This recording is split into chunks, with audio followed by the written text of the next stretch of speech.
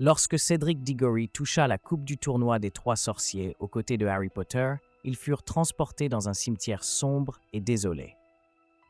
L'air était lourd d'une énergie oppressante, et les pierres tombales semblaient murmurer des secrets de mort et de désespoir. Cédric, avec sa baguette à la main, adopta immédiatement une posture défensive, sa formation exceptionnelle en tant que sorcier de Poudlard étant évidente dans son attitude ferme. La tension monta lorsque Quoudver émergea des ombres, portant un corps déformé et inerte qui se révéla être Voldemort. Harry sentit un frisson glacé lui parcourir l'échine, tandis que Cédric le regardait avec détermination. Il n'y avait pas de place pour la peur. « Cours, Harry !» ordonna Cédric, se plaçant rapidement entre Quoudver et son camarade. Un rayon rouge jaillit de sa baguette, forçant Quoudver à reculer. « Non, je ne te laisserai pas !» répondit Harry en levant sa propre baguette, ses yeux cherchant désespérément une issue. Des Mange-Morts masqués commencèrent à apparaître, formant un cercle qui fermait toutes les voies de fuite. Quoudver tenta de s'approcher de Harry, baguette levée, mais Cédric réagit rapidement. « Expelliarmus !» cria-t-il, le désarçonnant d'un mouvement rapide. Les Mange-Morts hésitèrent un instant, surpris par le courage des deux jeunes sorciers. Pendant ce temps, Harry remarqua que la coupe du tournoi était posée à terre près d'une pierre tombale. Il se tourna vers Cédric. « La coupe, c'est un porte-au-loin », dit-il avec urgence. Cédric hocha la tête, comprenant instantanément l'importance de retourner à Poudlard. « Couvre-moi », dit Cédric en se précipitant vers la coupe, tandis que Harry le protégeait avec un protego qui dévia plusieurs attaques. Les Mange-Morts tentèrent de resserrer le cercle, mais Cédric atteignit la coupe et la saisit. « Harry, vite !» appela Cédric. Harry courut vers lui et toucha également la coupe, juste au moment où un rayon vert, tiré par l'un des Mange-Morts, les frôla presque. L'attraction du porte-au-loin les arracha au cimetière et les ramena sur le terrain de Quidditch de Poudlard. Les spectateurs se turent lorsqu'ils apparurent, les deux sorciers visiblement blessés mais vivants. Cédric éleva la voix pour avertir tout le monde. « Voldemort a tenté de revenir !» cria-t-il, le visage marqué par la détermination. Mais il n'a pas réussi. Le retour de Cédric et Harry marqua le début d'une série d'événements qui allaient changer le cours de l'histoire magique. La confusion initiale parmi les spectateurs et les juges du tournoi laissa rapidement place à la panique.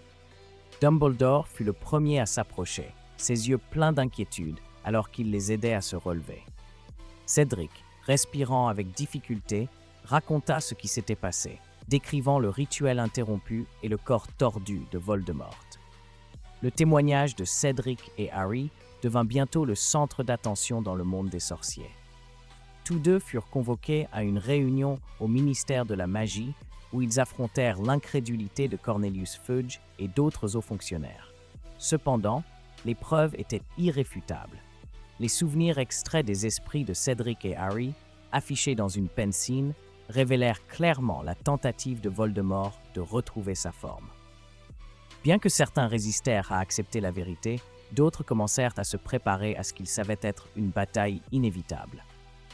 Cédric, profondément marqué par ce qu'il avait vu, refusa de se laisser paralyser par la peur.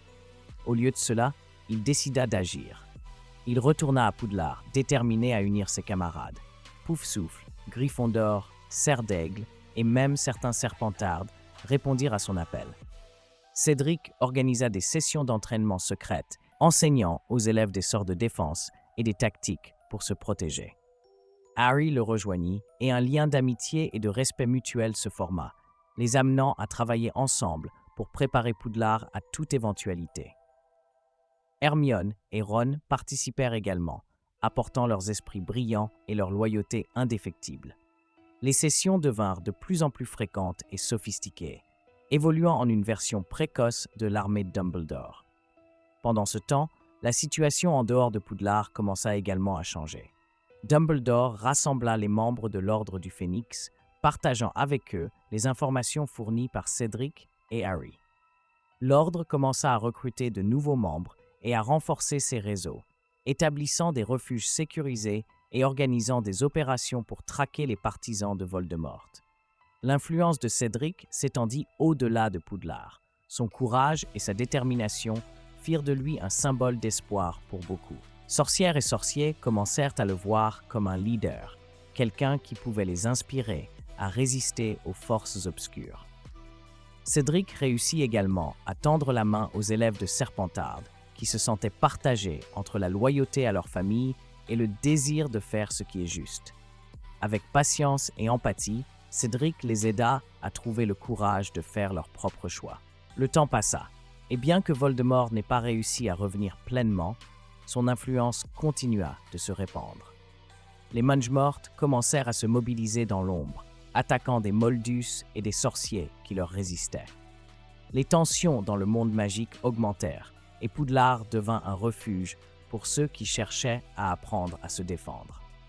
Une nuit, alors que Cédric patrouillait dans les couloirs de Poudlard, il découvrit Draco Malfoy chuchotant avec une figure encapuchonnée dans un coin sombre. Cédric n'hésita pas à intervenir, désarçonnant la figure et confrontant Malfoy.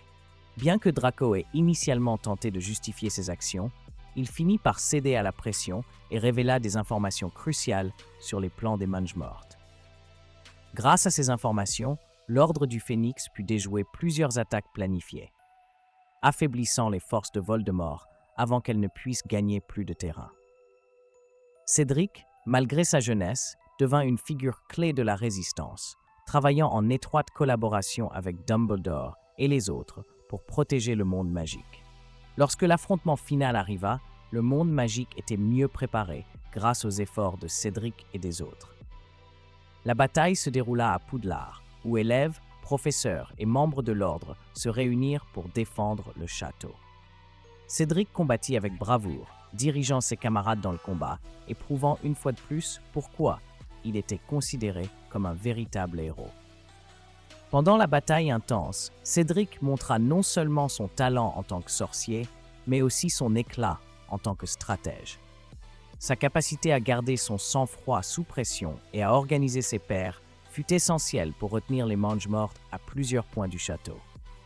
Lorsque Bellatrix Lestrange mena une attaque dans la grande salle, Cédric rassembla un groupe d'élèves pour la contenir, la confrontant directement avec des sorts qui éclairèrent l'air comme des éclairs.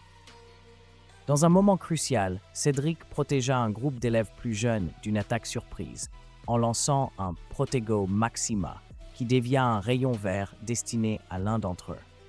Sa détermination et son courage inspirèrent tous ceux qui l'entouraient, donnant à ses pairs la force de continuer à se battre. Lorsque Harry affronta Voldemort dans le duel final, Cédric s'assura que personne n'intervienne en dirigeant la défense dans les couloirs voisins. Ces efforts permirent à Harry de réaliser son destin et de défaire finalement le sorcier noir. Bien que la bataille fût féroce et les pertes importantes, les forces du bien triomphèrent. Voldemort, affaibli et sans assez d'alliés, fut vaincu avant de pouvoir retrouver toute sa puissance. Après la guerre, Cédric consacra sa vie à la reconstruction du monde magique. Il contribua à réformer le ministère de la magie, plaidant pour l'égalité et la justice pour tous les êtres magiques. Il travailla également comme mentor pour les nouvelles générations d'élèves à Poudlard, partageant ses expériences et enseignant les valeurs de courage et d'unité.